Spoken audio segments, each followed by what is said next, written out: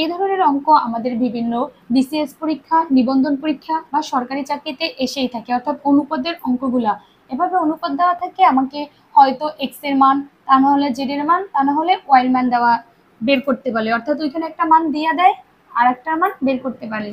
এই মানগুলো যদি আমাদের বের করতে হয় তাহলে আমরা খুব সহজেই যদি ভগ্নাংশ আকারে নিয়ে গুণ করি তাহলেই মেন মান বের করতে পারবো।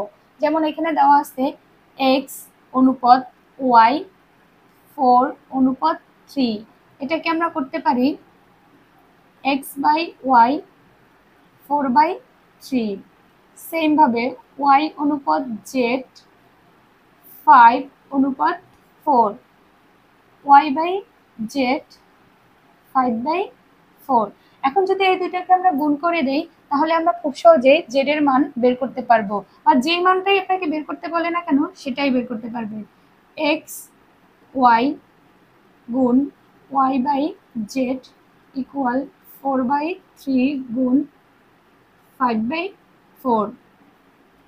এখানে যদি আমরা গুণ করি ওয়াই ওয়াই কাটা যায়, থাকে এক্স বাই জেড, 4 কাটা যায়, থাকে 5/3।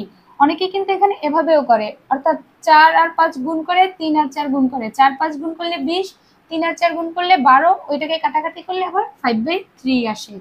এখন যেহেতু আমাকে জেড এর মান বের করতে বলছে তাহলে জেডকে আমাদের এই পাশে রাখতে হবে, অর্থাৎ এটাকে যদি আমরা আর এইভাবে গুণ করি তাহলে কিন্তু খুব সহজেই আমরা জেড এর মান বের করতে পারবো।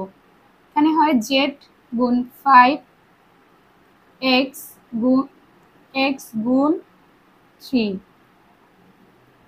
যেহেতু আমাকে জেড এর মান বের করতে বলছে, জেড আমরা এই পাশে রাখবো, 5 কে এই পাশে নিয়ে যাব, 5 এই পাশে গুণ অবস্থায় ছিল, এখানে যে ভাগ হয়ে যাবে। জেড, এখানে এক্স এর মান কত দেওয়া ছিল 200 গুণ 3 5।